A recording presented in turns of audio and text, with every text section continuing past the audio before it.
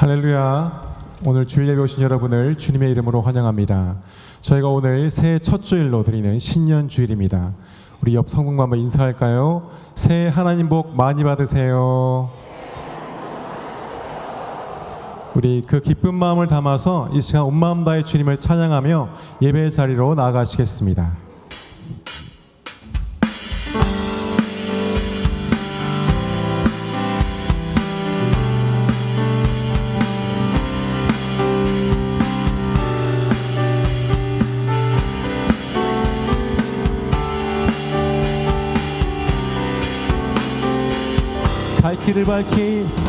갈 길을 밝히 보이시니 주 앞에 빨리 나갑시다. 우리를 찾는 그 주 예수 곧 오라 하시. 갈 길을 밝히 보이시니 주 앞에 빨리 나갑시다. 우리를 찾는 그 주 예수 곧 오라 하시네. 죄악 벗은 우리 영혼은 기뻐 뛰며 주를 보겠네. 하늘에 계신 주 예수를 영원히 섬기리. 우리를 오라 하시는 말 기쁘게 듣고 순종하세. 우리를 지체 말고 속속히 나가세. 죄악 벗은 우리 영혼은 기뻐 뛰며 주를 보겠네. 하늘에 계신 주 예수를 영원히 섬기리.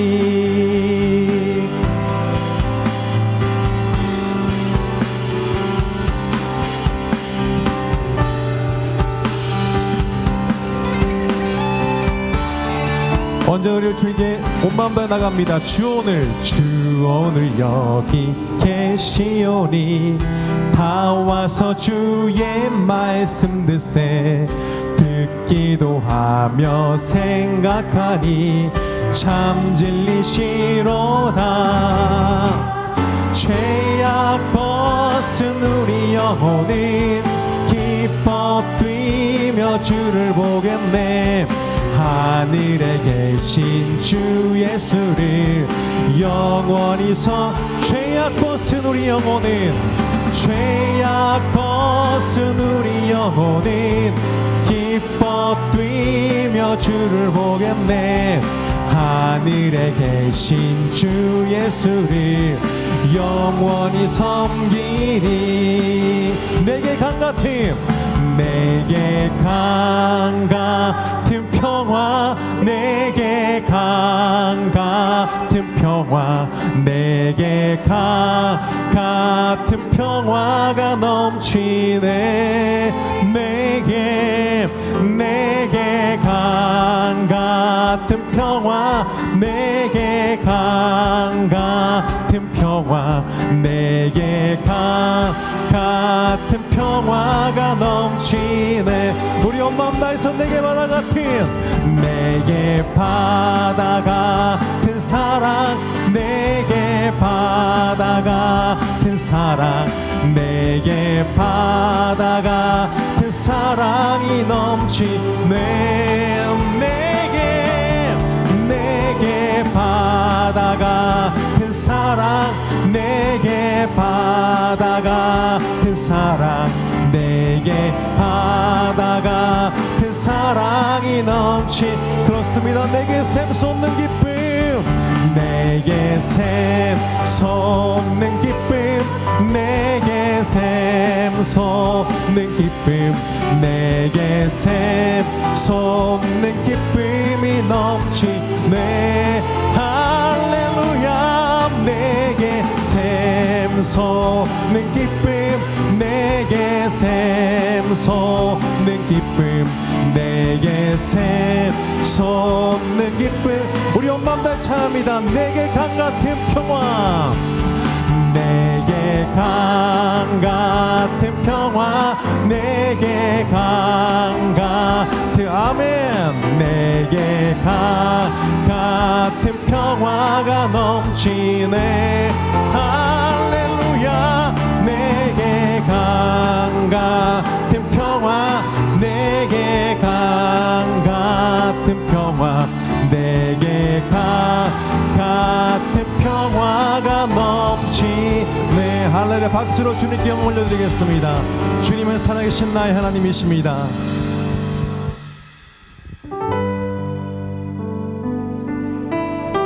주님 올 한해도 주의 은총으로 덮어주시옵소서.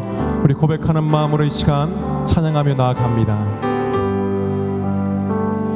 내 영혼이 은총 입어 중한 죄짐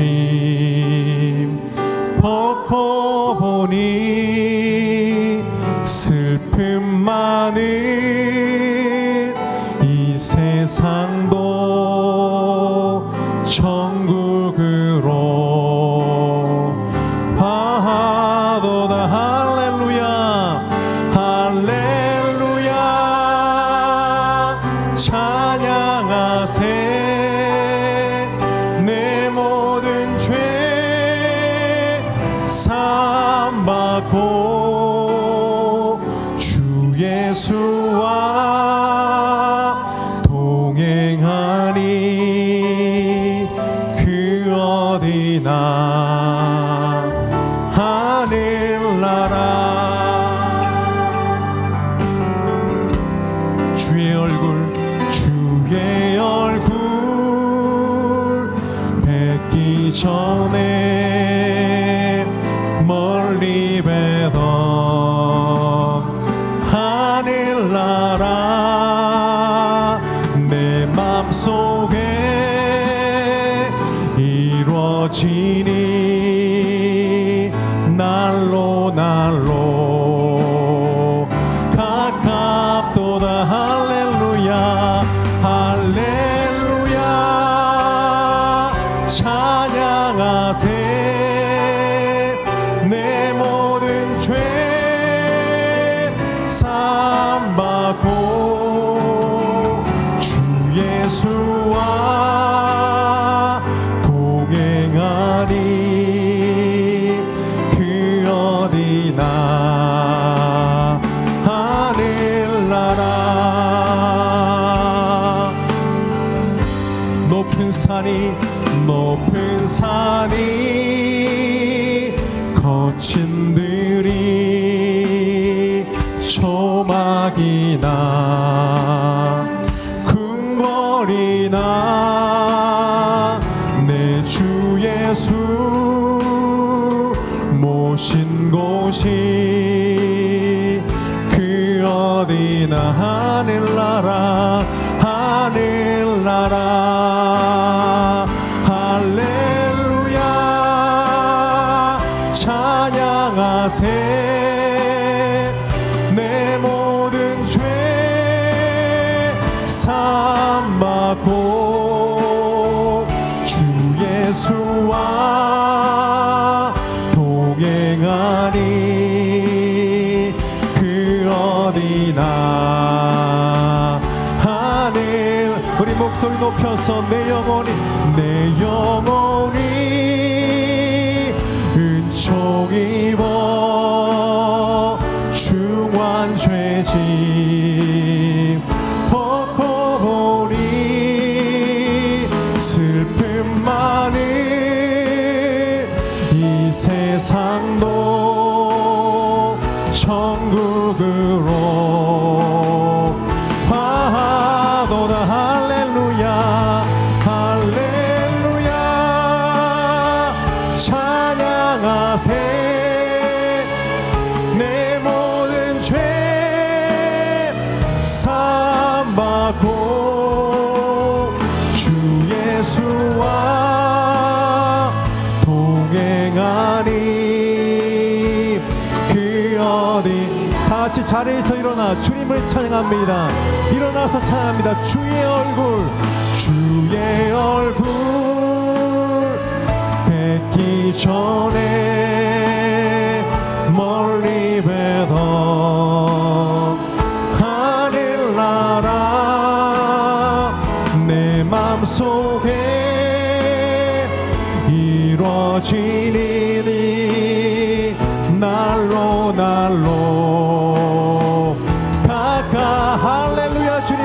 찬양합니다. 할렐루야 찬양하세.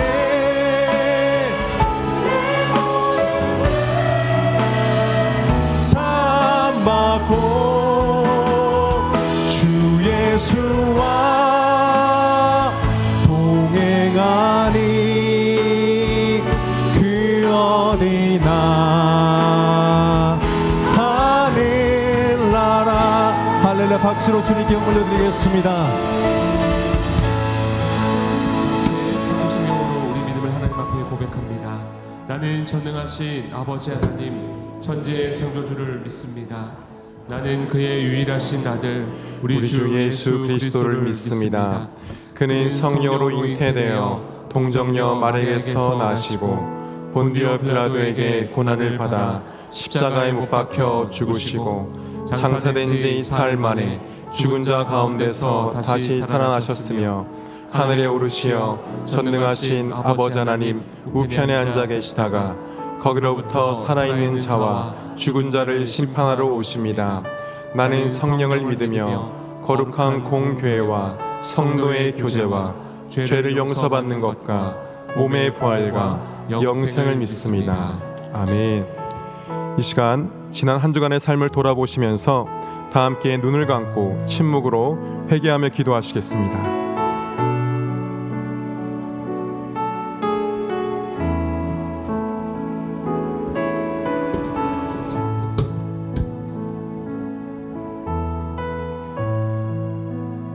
그러므로 너희가 회개하고 돌이켜 너희 죄 없이 함을 받으라.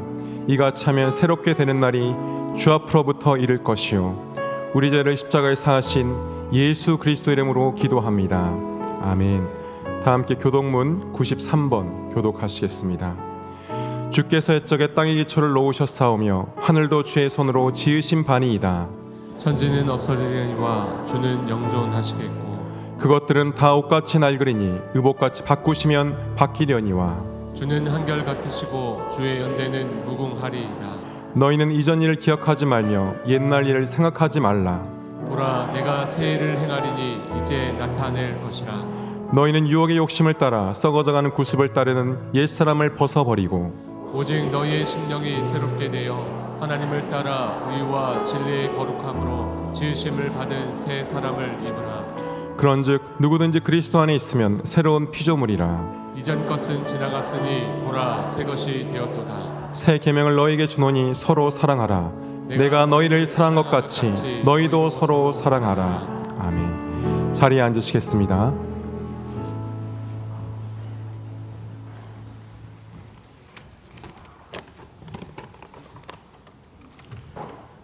사랑과 은혜가 풍성하신 하나님 아버지, 시간의 주관자 되시는 주님께서 지나온 한 해를 돌아보게 하시고 새로운 한 해를 열어주시며 이 첫 주일 예배를 자리로 나오게 하시니 감사드립니다.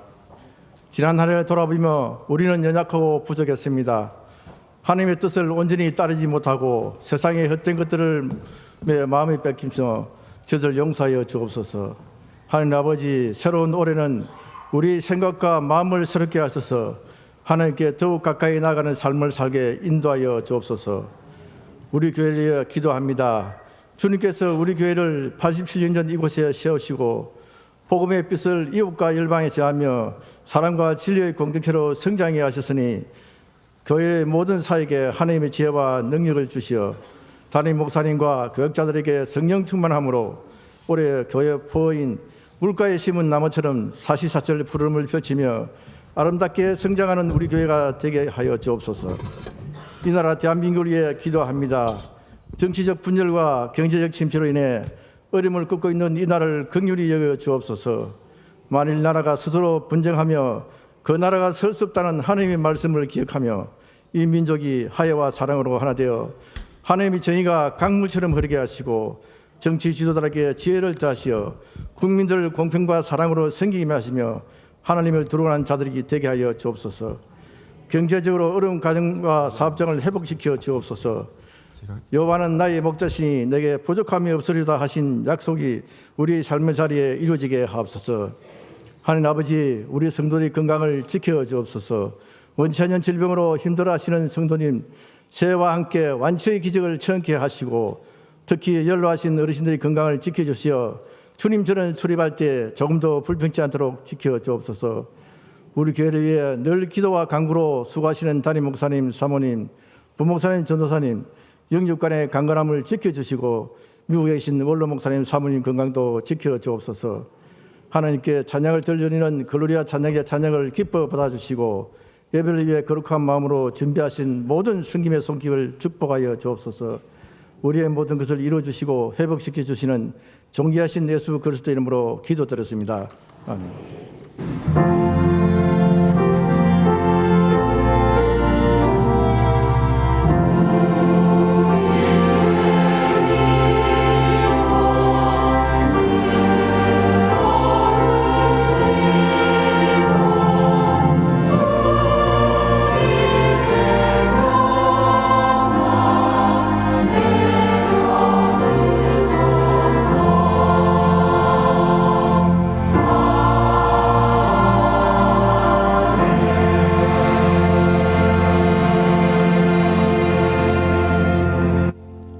성경 필사 시상을 하도록 하겠습니다. 유인구 원로장로님 2023년 8월부터 필사를 하셨는데 필사를 하시면서 세 가지 축복이 있으셨답니다. 아들 현석이와 결혼하고 손주가 탄생했으며 회사 소송 걸려있는 일이 승소했다고 하십니다. 여러분도 함께 축복을 누리시는 길 되기 원하며 우리 장로님 큰 박수로 성경 필사 축하하며 시상하겠습니다.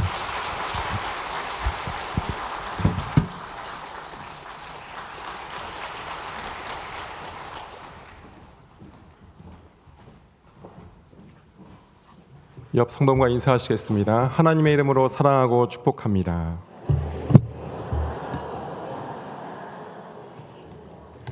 오늘 처음 오신 새 가족을 소개하겠습니다. 5분의 새 가족이 오셨습니다. 이필의 권사님께서 인도하신 신효수님 22 여전도회입니다. 강명자 권사님께서 인도하신 김상진님 4 남전도회입니다. 김홍준 성도님께서 인도하신 서오동님 20 여전도회입니다. 이복희 권사님께서 인도하신 김규진님 7 남전도회입니다. 스스로 오신 이금수님 13 여전도회입니다. 잠깐 자리에서 일어나시면 우리 큰 박수로 환영하겠습니다. 환영합니다.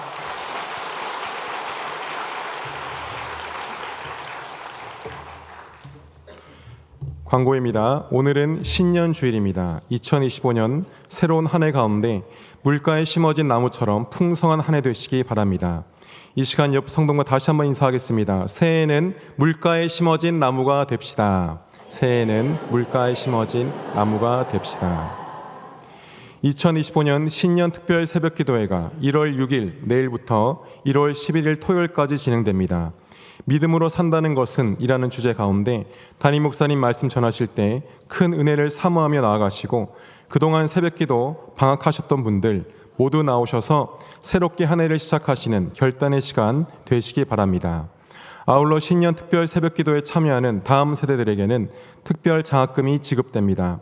담임 목사님께서 특별히 다음 세대들도 함께 은혜 받을 수 있게 말씀을 준비하셨으니 자녀들과 모두 함께 나오시기 바랍니다. 기도회 후에는 로비에서 차와 다가가 준비되며 11일 토요일 특세 마지막 날에는 소고기 국밥이 준비됩니다. 이래도 안 나오시겠습니까? 내일 새벽 5시 30분 3층 사랑원에서 꼭 뵙기를 바랍니다. 우리 한 번 더 인사할까요? 이번 특세는 꼭 참석합시다. 새벽을 깨웁시다. 감사합니다. 2025년 헌금 봉투가 새롭게 준비되었습니다. 오늘부터 새로 준비된 헌금 봉투로 헌금하시기 바랍니다. 헌금 봉투 교체 과정에서 누락되거나 이상이 있을 수 있습니다. 각 초원 담당 교육자나 1층 사무실로 문의해 주시기 바랍니다. 오늘은 가족주일로 오후 예배는 가정 예배로 드리며 점심 식사가 없습니다. 2부 예배 후에 각 기관 및 전도회 모임이 있으니 각 공지된 장소에서 모여주시기를 바랍니다. 2025년 기도 제목 카드가 로비에 비치되어 있습니다. 기도 제목을 작성하셔서 로비 통합 제출함에 제출하시면 1년 동안 담임 목사님과 교육자들이 함께 기도해 드립니다. 하나님 말씀은 에베소서 1장 1절로 2절 말씀입니다. 하나님 말씀을 봉독합니다. 하나님의 뜻으로 말미암아 그리스도 예수의 사도된 바울은 에베소에 있는 성도들과 그리스도 예수 안에 있는 신실한 자들에게 편지하노니 하나님 우리 아버지와 주 예수 그리스도로부터 은혜와 평강이 너희에게 있을지어다. 아멘.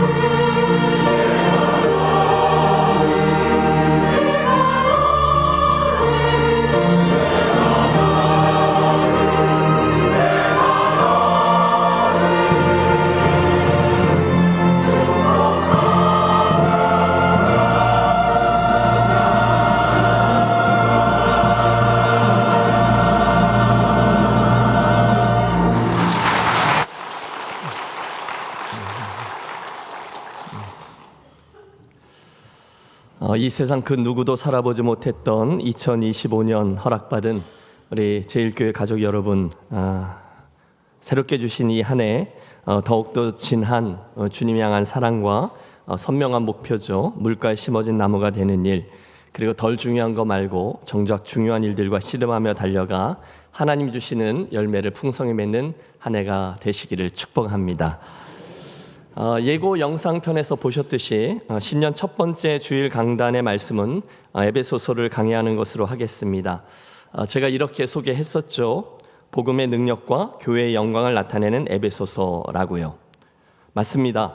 에베소서는 예수 그리스도의 복음과 교회의 영광을 가슴 벅차게 증언하고 있습니다.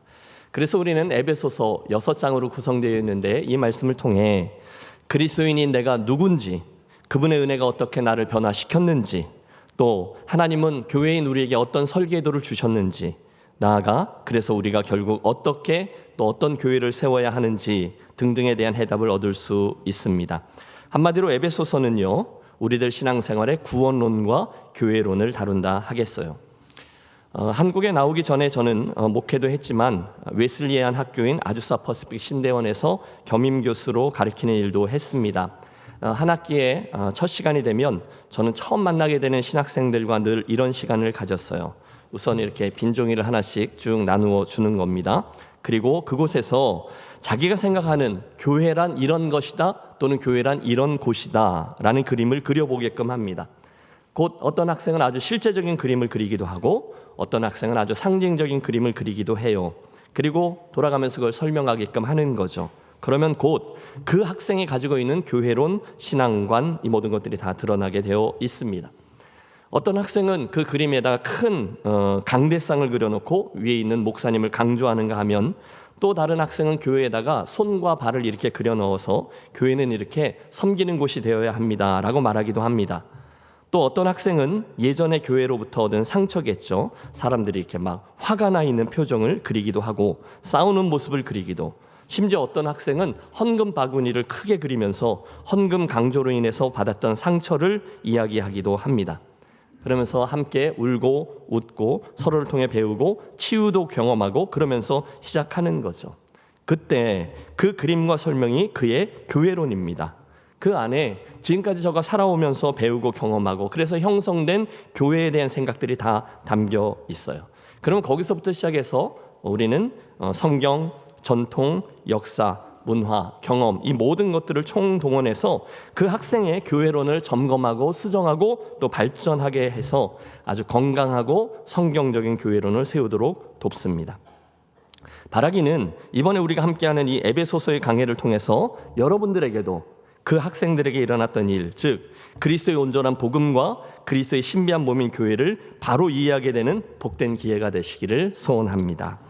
따라해 주세요. 복음의 능력이 무엇입니까?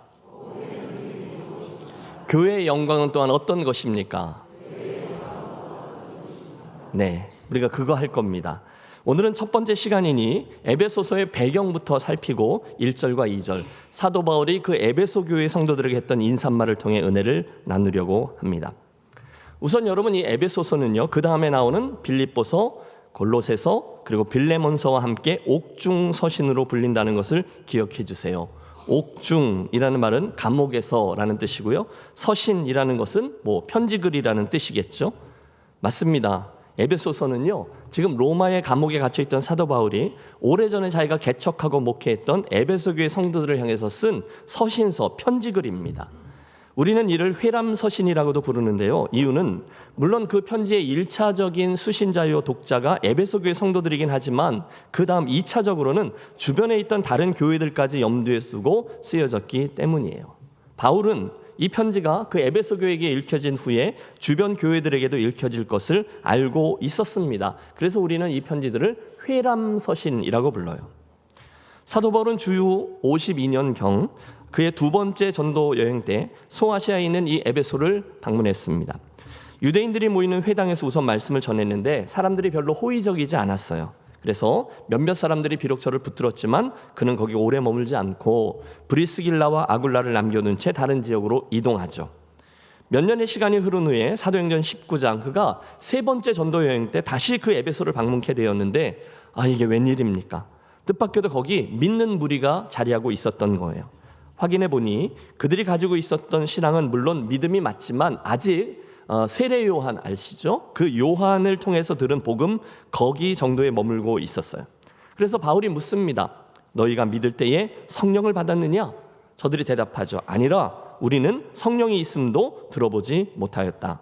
그러면 너희가 무슨 세례를 받았느냐? 대답하되 요한의 세례니라 라고 대답해요. 그래서 바울은 거기서부터 시작해서 온전한 복음, 즉 세례 요한에 이어서 오신 예수님과 그분의 십자가 죽음, 대속적인 죽음이죠. 그리고 부활, 승천, 그리고 재림의 메시지까지 온전한 복음을 전하였고 그 복음을 전하는 순간 성령님이 임하였으며 그 결과 정식으로 에베소 교회가 출발하게 되었어요.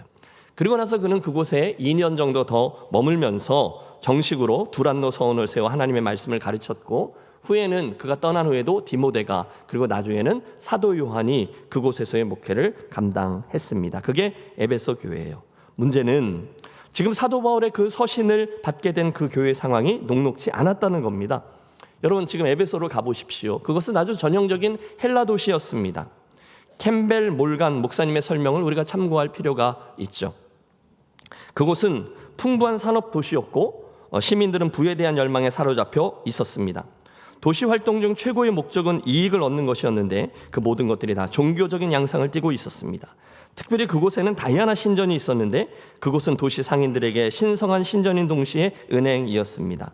그곳은 예배하는 장소였고 또한 그들의 이익을 저축하는 장소였습니다. 다이아나 숭배는 이익을 얻기 위한 욕심과 맞물려 있었습니다. 한마디로 에베소는 황금에 대한 욕망에 사로잡혀 있던 것입니다. 전형적인 헬라 도시, 황금 만능주의에 사로잡혀 있던 도시, 여러분 이해하셨죠? 그런 거대한 세속 도시에 어떤 이름 모를 사람들의 모임이 하나 생겨나는데 그들이 바로 에베소 교회였다는 거예요.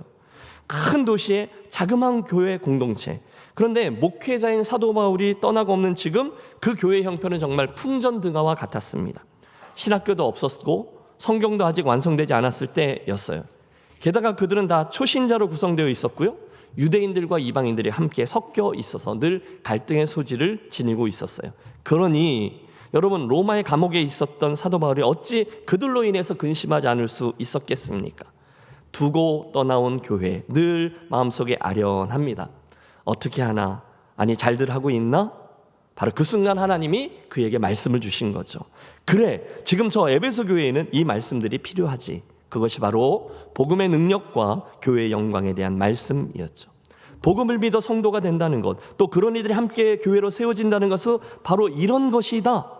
그래서 그가 그 모든 것들을 정리하여 그들에게 편지를 보냅니다. 그게 에베소서의 내용이에요.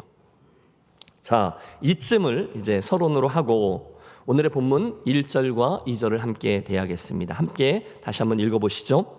하나님의 뜻으로 말미암아 그리스도 예수의 사도된 바울은 에베소에 있는 성도들과 그리스도 예수 안에 신실한 자들에게 편지하노니 하나님 우리 아버지와 주 예수 그리스도로부터 은혜와 평강이 너희에게 있을지어다. 아멘.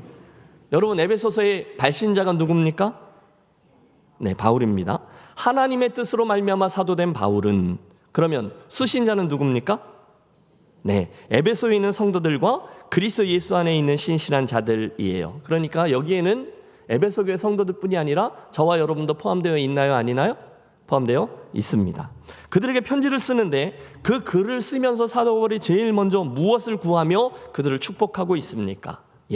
하나님 우리 아버지와 주 예수 그리스도로부터 무엇과 무엇? 은혜와 평강이 너에게 있을지어다. 아멘. 여러분, 이게 이제 서론을 여는 인사말이었습니다. 바로 시작하죠. 여러분, 사도 바울의 인사말에서 우리가 붙드는 첫 번째 은혜는요, 지금 발신자 사도 바울이 자기가 누구인지를 분명히 인식하고 있었다는 점입니다. 그는 자기를 소개할 때 하나님의 뜻으로 말미암아 그리스도 예수의 사도된 바울이라고 말합니다. 잘 들어보세요. 바울이 그냥 바울이 아니에요. 하나님의 뜻으로 말미암아 사도가 된 바울이었대요. 새해를 시작하였지만 오늘도 수많은 사람들이 잘못된 자기 이해, 잘못된 인생 해석을 가지고 한 해의 삶을 시작하고 있습니다.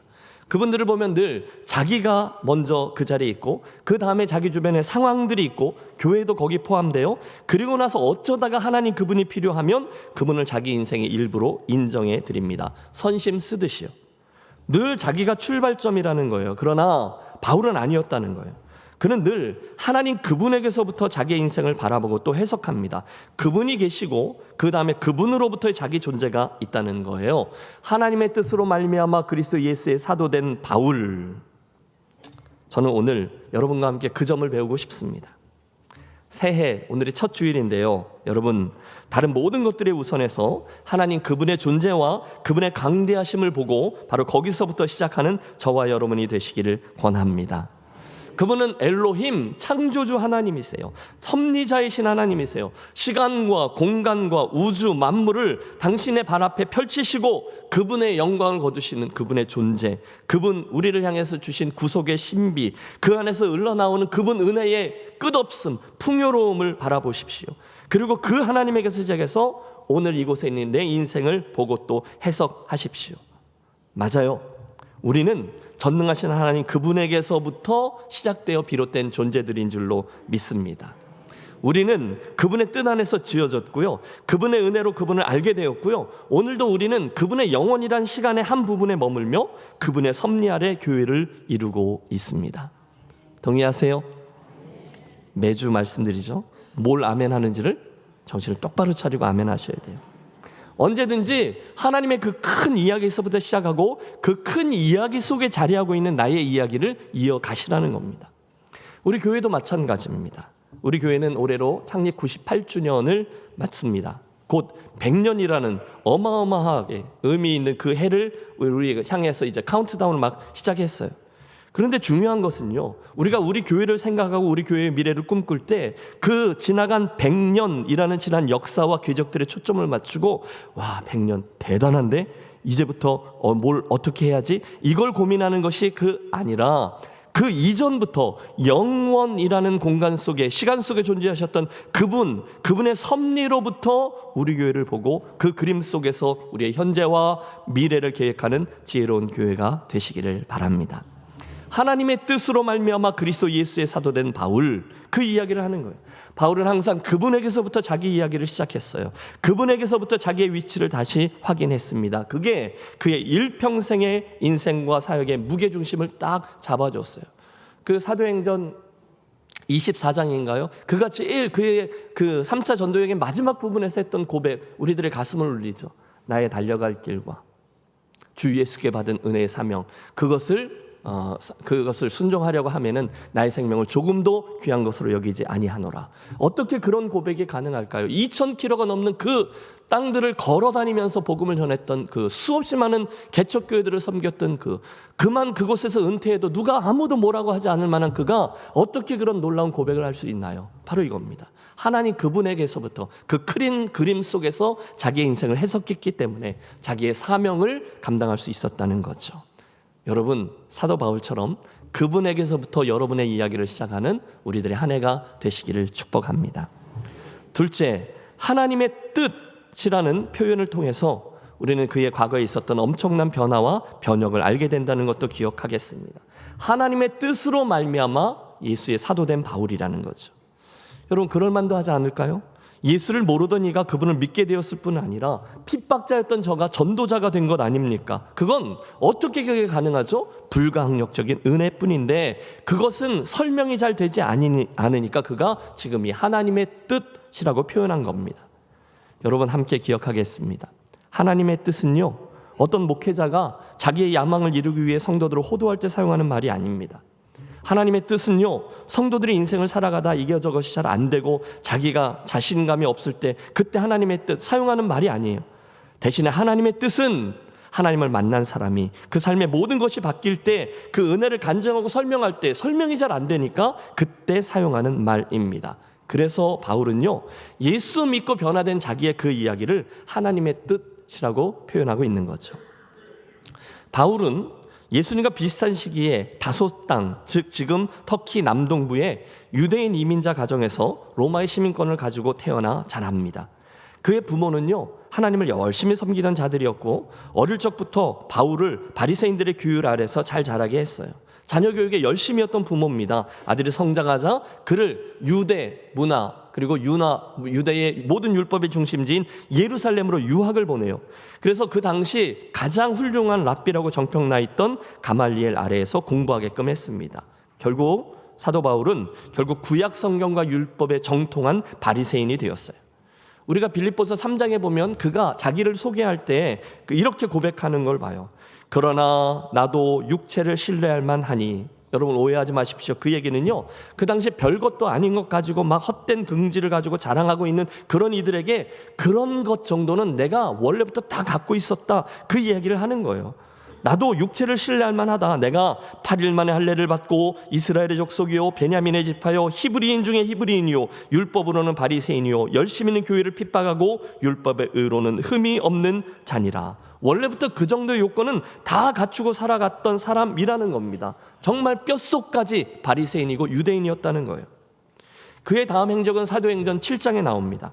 예루살렘 교회에 큰 핍박이 있었고 스데반이 돌에 맞아 순교하는 장면, 거기 사도 바울이 나타나죠. 성 밖에 돌로 칠세, 증인들이 옷을 벗어 사울이라 하는 청년의 발 앞에 두니라. 여러분, 바울이 아직 사울이었을 때의 이야기죠.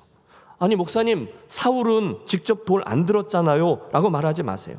사실 돌을 들어 그걸 죽이는 그 심판하는 그 사람들의 옷을 맡아 있었다는 것은 저가 그 일의 주동자 중에 하나였음을 의미하죠. 여러분 그 장면을 상상해 보세요. 그 친구들의 그 사람들의 옷을 다 맡아놓고 우통을 벗고 돌을 들어 스데반을 죽이는 그런 이들을 팔짱을 끼고 짝다리를 짚고 조소하며 바라보고 있던 자, 그가 사울입니다. 그런데 그가 다가 아니었어요. 그는 정말로 그렇게 예수 믿는 이들을 이단이라고 믿어 그 무리에 씨를 말려야 한다 생각했습니다. 그래서 그날도 다메섹에 숨어있던 성도들을 색출하기 위해 달려가고 있었어요. 그런데 그곳에서 저가 그 하나님의 놀라운 뜻과 정면으로 충돌하게 된 것이죠. 사도행전 9장입니다. 다메섹을 향해 길을 가던 사울에게 갑자기 하늘에서부터 밝은 빛이 내려와 그를 둘러 비추죠. 불강력적인 힘, 저가 땅바닥에 엎드러져 밥싹 엎드렸을 때 하늘에서 주님의 음성이 들려옵니다. 사울아 사울아 내가 어찌하여 나를 박해하느냐. 주여 누구시니까. 나는 내가 박해하는 예수라. 여러분 그 순간에 저가 받았을 충격을 헤아려 보십시오. 물론 적막이 흘렀겠죠. 하지만 그의 마음속에는 아니 예수라고? 내가 지금까지 박해하던 그 놈들, 그들이 믿는 그 예수를 말하나? 그렇다면 그 예수가 진짜인가? 여러분 지금까지 그의 삶의 모든 기반을 이루었던 것들이 와장창 무너지게 되는 순간이죠. 모든 것이 흔들렸어요. 자기의 가치관, 종교관, 인생관 전체가 완전히 바뀌어 뒤집혔어요. 이걸 트랜스포메이션, 변혁이라고 부릅니다.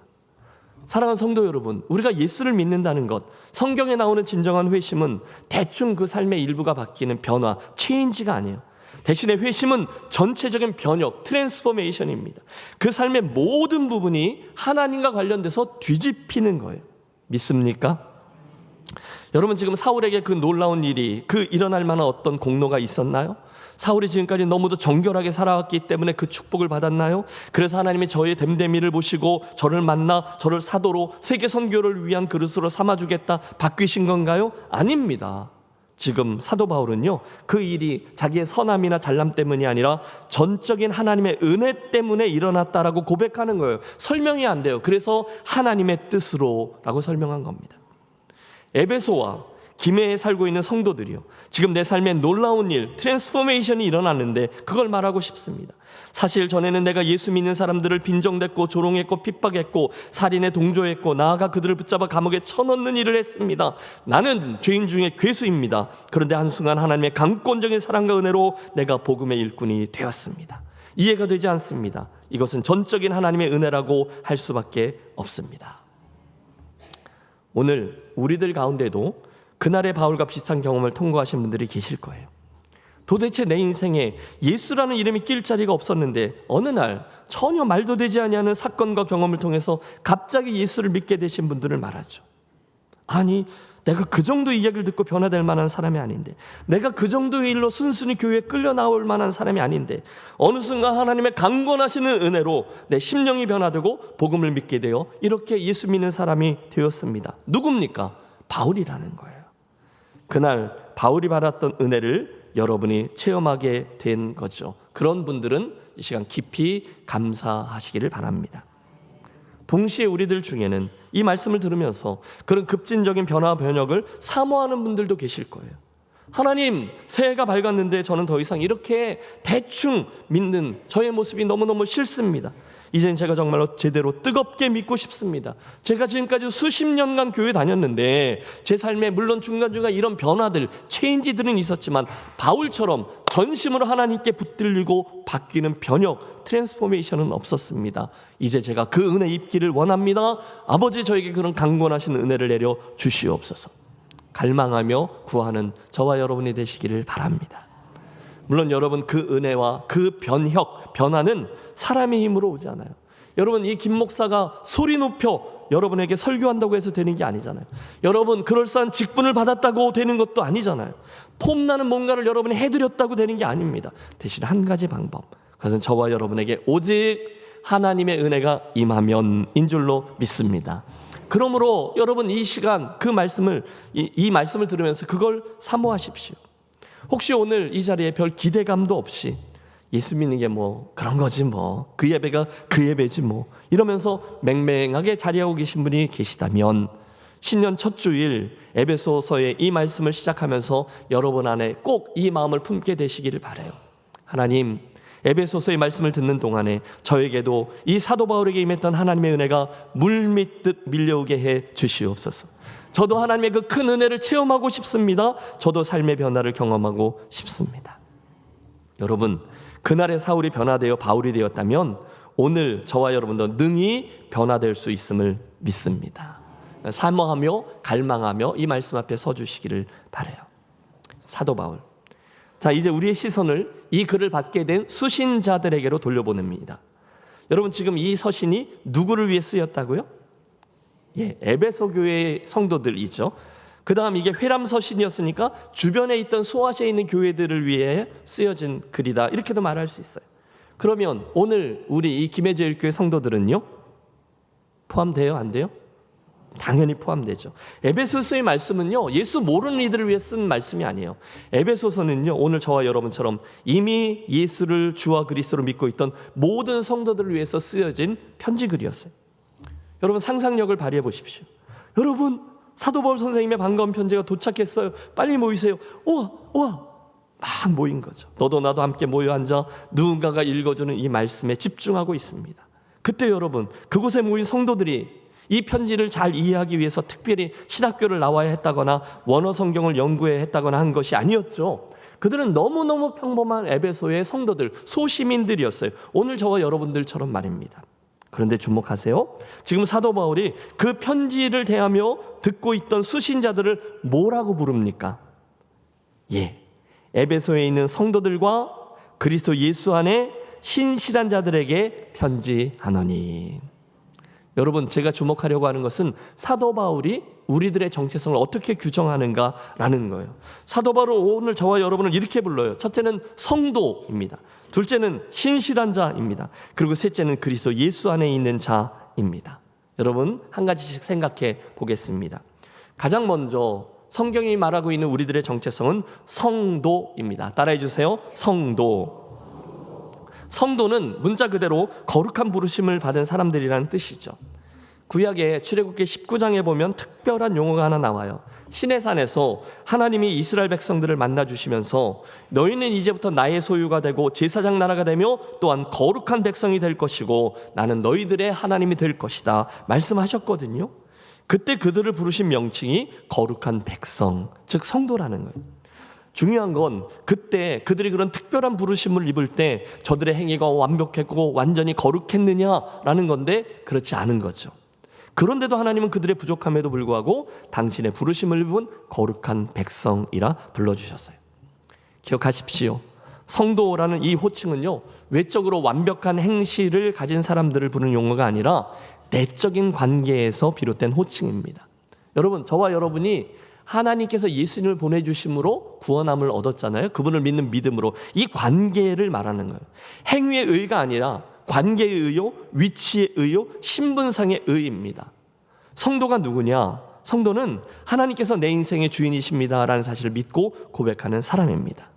성도가 누구냐? 성도는 예수님의 보혈로 내가 죄의 사함을 받았고 구원받았으며 하나님의 자녀가 되었다라는 것을 믿는 이들입니다. 나아가 성도는요, 이제는 내가 주인이 아니라 나를 위하여 십자가에서 죽으신 예수님이 주인입니다라고 고백하는 사람이고요. 여러분 제가 아멘 할 때까지 할 거니까 그렇게 하세요. 마지막으로 성도는 그러므로 이제는 내가 원하는 대로가 아니라 주인이 원하는 대로 살아야겠다 결심하고 그렇게 살기 위해 몸부림을 치는 이들인 줄로 믿습니다. 여러분 하나님이 여러분을 성도라고 부르신다니까요. 그러므로 우리는 두 발은 이 땅을 딛고 있지만 이 땅에 속한 이가 아니라 하나님의 나라에 속한 백성이다라는 사실을 기억하셔야 돼요. 여러분, 우리의 시민권은 어디에 있어요? 하늘에 있습니다. 따라서 여러분, 주한 미국 대사가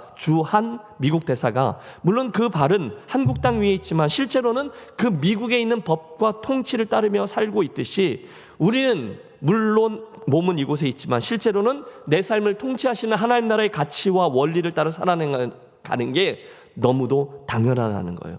그게 성도입니다. 여러분, 그 성도들이 에베소 땅에서 살고 있는데 그들이 가졌던 선한 영향력을 주목하세요. 말씀드렸어요. 에베소라는 도시는 당시 지중해의 무역과 사업의 중심지였습니다. 종교적으로는 아데미라고 불리우는 우상을 섬기며 뭐 하나 부족한 곳이 없었던 곳입니다. 그 신전에는요, 경제뿐이 아니라 종교적으로도 쾌락적으로도 그 에베소에 있는 사람들의 욕망을 넉넉히 채워주는 많은 것들이 있었어요. 또 거리에는 헬라 문학으로, 그런 헬라 철학으로 무장되어 있던 철학자들, 현자들이라는 이들이 가득했어요. 그런데 그런 곳에 한 무리의 사람들이 생겨나더니 삽시간에 그들이 그 도시 전체를 뒤흔들어 놓습니다. 성도됨, 그리고 그들에게 있는 복음의 능력 때문이죠. 우리가 사도행전을 보면 그날 에베소에서 사도 바울의 손수건이나 사도 바울의 앞치마가 병자들을 치유했다는 것을 봅니다. 스게와의 7 아들들이 다가와서 거짓 마술을 가지고 까불다가 들통나고 많은 그런 사건도 있었어요. 그 귀신 들린 자가 말합니다. 내가 예수도 알고 바울도 알거니와 너희는 누구냐? 그러면서 그 7 아들들을 다 들러 엎었어요. 그뿐입니까? 마술을 행하던 이들은 은 5만이나 되는 가치의 책들을 다 불러다 모아 불살라 버렸어요. 왜요? 예수 믿으려고요. 그래서 온 도시의 우상 장사들이 하도 자기들 장사가 안 돼서 시위를 하고 소동을 일으키고, 그런데 데메드리오의 그 시위 현장에서도 바울 일행은 아무런 해도 입지 않죠. 무엇 때문에? 성도들에게 있는 복음의 능력 때문이었어요. 사도 바울은 외쳤어요. 내가 복음을 부끄러워 아니하노니 이 복음은 모든 믿는 자에게 구원을 주시는 하나님의 능력이 됨이라. 성도에게 있는 복음의 능력입니다. 예수를 믿어야 삽니다. 여러분, 별것 아닌 것 같아요. 하지만 순간 그 믿음이 사람을 변화시키고 온 세상을 변화시켰어요. 그들이 누구냐? 성도라는 거예요. 사랑하는 성도 여러분, 성도는 저와 여러분을 향한 하나님이 말씀하신 첫 번째 정체성이에요. 두 번째, 사도 바울은 우리들에게 신실한 자라고도 호칭합니다. 이것도 해보십시오. 신실한 자. 여러분은 신실한 자라는 거예요. 신실한 자이셔야 합니다. 오늘날 세상 사람들이 기다리고 있는 이들은 그런 이들이에요. 속지 마세요, 여러분. 오늘 세상은요, 멋진 사람, 학식 있는 사람, 또 힘 있는 사람, 그런 이들을 찾지 않아요. 대신에 오늘날 세상이 목말라하며 찾는 이들은 바로 자기가 믿는 대로 살고 말한 대로 행하는 신실한 사람들인 줄로 믿습니다. 여러분, 오늘날 그리스도인들이 왜 부끄러움을 당하고 있나요? 왜 그렇게 하나님의 이름에 먹칠을 당하며 전전긍긍하고 있나요? 당연하죠. 우리가 믿는 대로 말한 대로 살고 행하지를 않기 때문입니다. 아니요, 저와 여러분은요, 예수님을 그리스도로 믿고 그렇게 살아가는 신실한 자들이에요. 생각해 보십시오.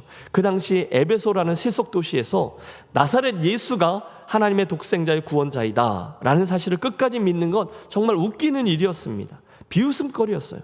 그런데 그런 사람들 한가운데 저 예수란 유대의 한 젊은 랍비가 실은 온 세상을 구원하러 오신 메시아다라는 것을 믿고 하늘의 소망을 두고 그분의 가르침대로 살아가는 것은 결탄코 쉬운 일이 아니었습니다. 그런데 놀랍게도 에베소 교회 성도들이 그 믿음대로 신실하게 살아냈다는 거예요. 여러분, 다시 강조해요. 그 헬라 철학으로 가득한 곳, 거짓과 헛된 속임수, 세상의 여러 초등학문들이 넘실대고 있던 곳에서 그들은 좌절하지 않고 끝까지 예수는 주라는 믿음을 지켜냈고 자신들의 삶으로 그 믿음을 신실하게 살아 보여 주었어요. 사랑하는 성도 여러분, 저와 여러분도 올 한 해 입으로 믿는 예수가 아니라 우리가 믿는 믿음을 삶으로 드러내고 또 그로 인해서 다른 이들로부터 신실하다라는 평을 듣는 복된 한 해가 되시기를 축복합니다. 우리는 신실한 자요, 신실한 자들이어야만 합니다. 하나님이 부르는 두 번째 정체성이. 세 번째, 본문이 에베소 교회 성도들을 향해서 칭한 말은 예수 안에 있는, 즉 in Christ였어요. 따라해 주세요. in Christ. 여러분이 어떤 존재입니까? 예수 안에 있는 존재라는 거예요. 여러분, 이 개념은요, 사도 바울의 서신서에서 너무 중요해요. 그래서 161번이나 반복하여 등장합니다. 164회입니다. 예수 안에서 in Christ, 여러분 지금 사도 바울은요, 우리가 볼 때는 인 감옥이에요. 로마의 지하 감옥 속에 있었지만 그의 참 존재는 예수 안에, 인 크라이스트 안에 거하고 있었어요. 사랑하는 성도 여러분, 오늘 저와 여러분이 처해 있는 곳, 환경이 중요하지 않아요. 우리들의 상황이 중요하지 않아요. 대신에 저와 여러분이 어디에 살아가고 있느냐, 이게 중요합니다. 신실한 성도인 저와 여러분이 어디 있다고요? 인 크라이스트. 예, 항상 예수 안에 서 있는 존재인 줄을 기억하십시오. 이게 우리에게 말씀하는 에베소서의 세 번째 정체성이에요. 놀라운 건 본문에 의하면 바로 그런 이들에게 하나님의 특별한 축복이 준비되고 주어진다는 거예요. 그것이 무엇입니까? 여러분, 우리 마음에 이 소원을 바라며 2절을 합독합니다. 하나님 우리 아버지와 주 예수 그리스도로부터 은혜와 평강이 너희에게 있을지어다. 아멘. 놀라운 축복의 인사죠. 옆에 분을 바라보며 축복해 주세요. 하나님 우리 아버지와 주 예수 그리스도로부터 은혜와 평강이 있게 되시기 바랍니다. 은혜와 평강이 있게 되시기 바랍니다. 아멘. 여러분이 지금 굉장한 말씀을 하신 거예요. 지금 이 간단한 인사말 안에 저와 여러분이 그리스도인이기 때문에 누리는 엄청난 특권과 비밀이 숨겨져 있어요. 성도는 주 안에 있는 이들, 신실한 이들에게는 하나님 주시는 특별한 두 가지 은혜가 있대요. 하나는 은혜, 하나는 평강이라는 거예요. 할렐루야. 먼저는 은혜입니다. 두 번째는 평강이었어요. 여러분, 사도 바울이 왜 지금 그런 인사로 에베소 교회 성도들에게 이 에베소서를 시작하고 있을까요? 틀림없습니다. 그 당시 에베소 교회 성도들에게, 또 오늘을 살고 있는 김해제일의 성도들에게 바로 그 은혜가 필요하기 때문인 줄로 믿습니다. 오늘 우리에게 필요한 건 그분의 은혜예요. 그분이 주시는 평강이에요. 성도라면 이것들을 당연히 받아 누려야 된다는 겁니다. 이 말은 만일 이것을 못 받아 누리고 있다면 저와 여러분에게 뭔가 문제가 있다는 거죠. 어떠십니까? 오늘 여러분에게는 하나님이 주시는 은혜와 평강이 자리하고 있습니까? 은혜는요, 받을 자격이 없는 이들에게 주시는 선물이죠. 예수 그리스도의 속죄 사역을 성도가 값없이 누리게 되는 것을 뜻합니다. 여러분, 그러면 풀어서 설명하죠. 여러분은 하나님께서 나의 죄를 사해 주시고 용서하시고 기억도 하지 않는다라는 은혜를 느끼며 살아가고 계십니까? 이게 은혜예요. 여러분에게 그 은혜가 실제로 다가와 가까이 느껴지고 있습니까? 만일 아멘이 자신 없으시다면 여러분은 다시 시작하셔야 돼요. 어디서부터요? 여러분의 죄와 연약함부터. 사람은 누구나 그 죄로 인해서 하나님께로 나아갈 수 없었어요. 우리는 반드시 그 죄값을 치루어야만 용서받을 수 있어요. 그런데 슬프게도 우리에게는 능력이 없어요. 그 부분을 어떻게 할 수가 없어요. 내가 공을 세우나 은혜 갚지 못하네. 쉼 없이 힘쓰고 눈물 근심 많으나. 여러분, 그게 우리들의 현주소와 능력이죠. 우리는 할 수 없어요. 그 죄를 어떻게 할 수 없어요. 그런데 그 절망의 상황에 갑자기 하나님의 불강력적인 은혜가 임한 거죠. 마지막 찬송 소절은 이렇게 됩니다. 구속 못할 죄인을 예수 홀로 속하네. 여러분, 그것이 은혜인 줄로 믿습니다. 우리는 다 죄인이었어요. 구속 못할 죄인들이에요. 그런데 하나님 전적인 은혜로 예수님이 홀로 속해 주십니다. 성도는 신실한 자, 그리고 예수 안에 있는 우리는 무엇보다 하나님의 그 은혜를 날마다 풍성히 누려야 되는 존재인 줄로 믿습니다. 여러분, 이미 주셨어요. 누리셔야 된다는 거예요. 두 번째 축복도 있죠. 평강입니다. 따라해 주십시오. 평강. 히브리어 단어 샬롬이 우리에게 바뀌면 평강이 되는 거죠. 전쟁이나 다툼이 없는 것을 지나 좀 더 적극적으로 하나님과 사람들과의 화해를 이룬 상태. 여러분, 오늘 지구촌 곳곳을 보십시오. 오늘날 대한민국의 정치 상황을 보십시오. 평강의 중요성이 너무도 간절히 다가오고 있어요. 그런데 그 평강이 언제, 어떻게, 누구에게 임하는가? 다른 방법이 없죠. 오직 하나님의 사람 성도인 우리가 하나님을 바라볼 때 그분에게로부터 오는 줄로 믿습니다. 그분이 주시는 거예요. 부활하신 주님이 제자들을 딱 만났을 때 첫 번째가 너희에게 평강이 있을지어다. 그러면 아멘, 그리고 받는 거죠. 그는 우리의 화평이신지라 둘로 하나를 만드사 원수된 것 곧 중간에 막힌 담을 자기 육체로 허시고. 예수님이 화평이라는 거예요. 예수님이 평강이에요. 따라서 여러분, 이 시간 그분을 바라보십시오. 그리고 내 삶에 정말로 필요한 그분 주실 은혜와 평강을 사모하십시오. 그런데 재미있는 건 2절을 다시 보세요. 하나님의 은혜와 평강이라는 축복이 어떤 통로를 통해서 온다고요? 하나님 우리 아버지와 주 예수 그리스도로부터예요. 여러분, 이 축복의 근원이 누구세요? 하나님입니다. 예수 그리스도입니다. 그러므로 여러분, 은혜와 평강을 다른 곳에서 찾지 마십시오. 그분에게 구하십시오. 은혜와 평강이 우리에게 있느냐? 우리들 성도됨의 표지인 거죠. 사랑하는 김혜제일교회 가족 여러분, 이 아침 에베소서 첫 시간을 열면서 들려지는 사도 바울의 저 축복의 인사말에서 우리 함께 우리 자신을 바라보고 또 오늘 우리에게 필요한 그분의 축복을 재확인하겠습니다. 본문이 이야기한 은혜의 논리는 자명합니다. 나는 하나님의 백성이지, 나는 성도이지, 나는 신실하게 그분을 믿는 자지, 그리고 나는 in Christ, 그분 안에 거하는 자지. 그렇다면 이제 중요한 것은 그분이 주신다 하신 은혜와 평강을 날마다 받아 누리는 것이지. 사랑하는 성도 여러분, 이것이 우리들의 소원이 되시기를 바랍니다. 하나님을 사랑하는 자 곧 그 뜻대로 부르심을 입은 자들에게는 모든 것이 합력하여 선을 이루느니라. 그러므로 여러분, 올 한 해 그분의 사랑과 그 은혜, 그 평강을 목말라 하십시오. 그때 하나님은 약속대로 주 예수 그리스도와 하나님에게로부터 은혜와 평강을 가득가득 채워주실 줄로 믿습니다.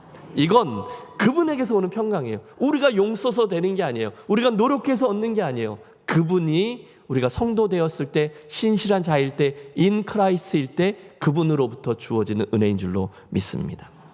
저는 이 모든 이야기의 역학관계를 허드슨 테일러 선교사님의 한 경험을 통해 설명하려고 합니다. 여러분, 중국 내지 선교회의 창시자였던 허드슨 테일러라는 이름을 한 번쯤은 들어보셨을 거예요. 이 선교 역사에 굉장히 중요한 일 하나가 일어나요. 그에게서부터. 뭐냐면 그 전까지는 영국이든 뭐 다른 나라든 선교사들이 오면 늘 항구, 해안선 선교를 주로 했어요. 항구 도시를 중심으로. 왜요? 사실은 그 안에 내지에 뭐가 있는지 모르니까. 너무너무 무서웠거든요. 하지만 이 허드슨 테일러와 그의 동역자들이 과감히 그 내지를 향해 들어갑니다. 그 선교 사역을 통해서. 그리고 놀라운 일들이 많이 일어났고 사역의 열매들도 커졌어요. 그러나 여러분, 사역이 커지면 커질수록 그가 책임져야 될 일들과 선교사들이 많으면 많을수록 심각한 문제들이 생겨났어요. 불평과 원망과 근심도 생겼고 결국 그는 1869년 심한 탈진으로 인해 그만 쓰러지고 맙니다. 물론 그런 외적인 문제들도 이유였지만 나중에 그의 고백을 들어보면 그의 안에 있었던 내적인 고통이 더욱더 중요했다고 해요. 내가 한 명의 구도자로서 주님이 기뻐하시는 삶을 온전히 살아내지 못하고 있구나. 내가 이 어마어마한 선교단체의 대표이지만 그건 그거고 내가 그리스도 안에서 좋은 구도자로서 믿음의 길을 제대로 가지 못하고 있구나. 내가 제대로 못하고 있구나. 어떻게 해야 하는가. 그게 저를 너무너무 힘들게 했대요. 여러분, 이해가 되시죠? 저와 여러분에게도 있는 고민 아닙니까? 그는 선교사님이었고요. 큰 선교단체를 책임지고 있었어요. 그러니 얼마나 보는 눈들이 많았을까요? 하나님 앞에서 욕심도 많았고요. 그 결과 거룩한 삶을 추구하고 또 추구하는데 점점 더 그렇게 살지 못하는 자기의 모습으로 인해서 너무너무 괴로워하는 거예요. 그 괴리감, 오호라 나는 곤고한 사람이로다. 이 사망의 몸에서 누가 나를 건져낼까? 사도 바울의 고민이 그의 고민이었어요. 절망감, 결국 그게 너무 힘들어서 쓰러지게 된 거죠. 바로 그 순간에 하나님의 은혜죠. 친구였던 맥카티 선교사로부터 편지가 하나 도착했는데 그 편지에 이런 글이 쓰여져 있었다는 거죠. 사랑하는 주님이 내 안에서 일하게 해라. 스스로 애쓰고 버둥대지 말고 주님 안에 거해라. 어떻게 믿음을 강하게 할 수 있는가? 그것은 믿음을 구하려고 애쓰는 것이 아니라 그저 신실하신 분을 의지하는 것이다. 여러분, 그 순간 이 허드슨 테일러가 온몸 맥이 쫙 빠지는 거 아니겠어요? 자신에게 하나님의 빛이 임했다고 나중에 고백해요. 그리고 그가 붙든 말씀이 요한복음 15장 5절입니다. 포도나무와 그 가지에 대한 말씀이죠. 여러분, 제가 드리는 말씀은요, 그 은혜와 평강을 내가 얻어내기 위해서 막 노력하고 용쓰는 게 아니라는 거예요. 그때 중요한 것은 우리가 그분에게 붙어 있느냐, 즉 인 크라이스트의 삶이냐 아니냐, 거기 있다는 거죠. 지금 허드슨 테일러가 그걸 경험한 거예요. 주님이 나의 포도나무요, 나는 주님의 가지라는 말씀에서 나는 예수님을 바라보았다. 그 순간 나는 힘과 평안을 얻기 위한 나의 헛된 노력을 그치고 내가 하는 게 아니라는 거죠. 대신 그리스도의 능력과 평안 속에 쉬기로 하였다. 한순간 저가 깨달은 거예요. 거기에서 은혜와 평강이 주어지는구나. 그동안 내가 예수님 안에서 안식하기 위해 헛되이 애써왔구나. 이제부터는 내가 애쓰지 않겠다. 왜냐하면 내가 그분과 함께 거하겠다. 아니, 그분이 나와 함께 거하시겠다고. 그분이 나를 결코 떠나지 않겠다. 결코 나를 저버리지 않겠다. 약속하셨으니까. 에이, 그래, 그거면 충분하지. 여러분, 하나도 바뀌지 않았어요. 그러나 그의 태도와 그의 선택이 바뀐 거죠. 더 이상 그는 내 마음속에 왜 은혜가 없지? 내 마음속에 왜 평강이 흐르지 않지? 그걸 염려하지 않기로 했어요. 어디에 가든지 두려워하지 않기로 결정했어요. 왜요? 자기의 정체성과 그런 이들에게 주신 하나님의 축복의 약속을 알게 되었기 때문이죠. 구체적으로는 in Christ. 그가 예수님 안에 있기로 했을 때 그분 은혜와 평강이 그에게 저절로 축복으로 임하게 되었다라는 걸 깨달았다는 고백이죠. 사랑하는 성도 여러분, 에베소서 강의를 시작하면서 무엇보다 저와 여러분의 시선 처리를 잘 하도록 하겠습니다. 가장 먼저 우리들의 눈을 들어 하나님 그분을 바라보고 거기서부터 시작하는 저와 여러분이 되시기를 권합니다. 거기에 나를 향한 하나님의 선하신 뜻이 주어지는 거죠. 사울이 바울이 된 것조차 하나님의 은혜에 의한 것이었다면 오늘 저와 여러분의 변화와 성숙도 하나님의 은혜로만 가능하게 될 줄로 믿습니다. 여러분이 누구인지를 잊지 마세요. 절대로 저와 여러분은 하나님의 부르심을 입은 성도입니다. 우리는 끝까지 믿음을 지켜내는 신실한 자들입니다. 나아가 우리는 in Christ, 그리스도 안에서 그분과 연합되어 있는 존재입니다. 이 세 가지 정체성을 내가 분명히 기억하고 붙들 때 그런 이들에게 주신다 약속하신 하나님의 은혜와 평강은 저절로 우리의 삶에 임하게 될 줄로 믿습니다. 하나님의 뜻으로 말미암아 그리스도 예수의 사도된 바울은 에베소에 있는 성도들과 그리스도 예수 안에 있는 신실한 자들에게 편지하노니 하나님 우리 아버지와 주 예수 그리스도로부터 은혜와 평강이 너에게 있을지어다. 앞으로 여러 달 진행될 이 에베소서의 말씀을 여러분 함께 사모하며 기대해 주세요. 이 엄청난 서신, 이 에베소서라는 바다를 함께 묵상하며 항해할 때 주께서 우리 김해제일교회 이 강단과 교회 공동체 그리고 이 말씀 앞에 겸손히 자리하는 모든 이들에게 놀라운 은혜를 부어주시기를 우리 주 예수 그리스도의 이름으로 축원합니다. 기도하겠습니다. 하나님 아버지, 오늘부터 우리가 복음과 교회의 영광을 외치는 에베소서의 말씀을 묵상합니다. 성령 하나님, 매주일 아침마다 이 강단 위에 임하여 주시고 하늘의 신비한 비밀이 이 강단을 통해서 사랑하는 성도들에게 가감없이 전달되고 흘러가는 복을 허락하여 주시옵소서.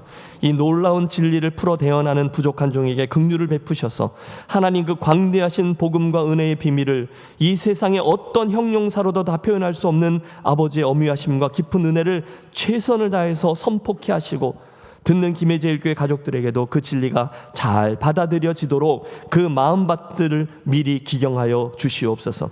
그래서 하나님의 뜻으로 말미암아 변화되었던 사도 바울처럼 우리 사랑하는 모든 성도들이 이 21세기에 복음의 영광과 교회의 영광을 듣고 알고 살아내는 자 되게 하여 주시고 새로운 결단과 순종함으로 말씀이 역사함이 어떤 것인지 매주일마다 체험하는 복된 자 되게 해 주시옵소서. 우리 주 예수 그리스도 이름으로 축복하며 기도하옵나이다. 아멘. 함께 일어나셔서 결단하며 그분 은혜를 찬송하겠습니다.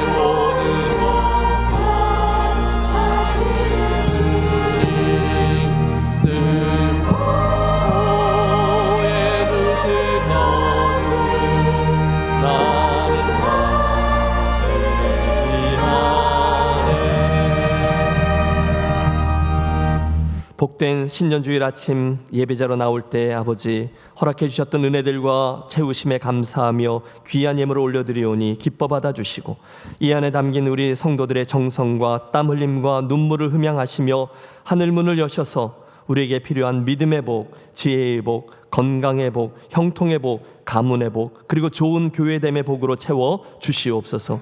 올 한 해 사랑하는 성도들 삶의 모든 부분들이 물가에 심어진 나무에 그것들 되게 하여 주셔서 하나님의 강변에 깊게 뿌리를 뻗치고 아버지 주시는 은혜와 평강을 양분으로 하여 사시사철 푸르고 비록 비바람이 있어도 결실이 그치지 아니하는 복된 성도의 여정들 되게 해 주시옵소서.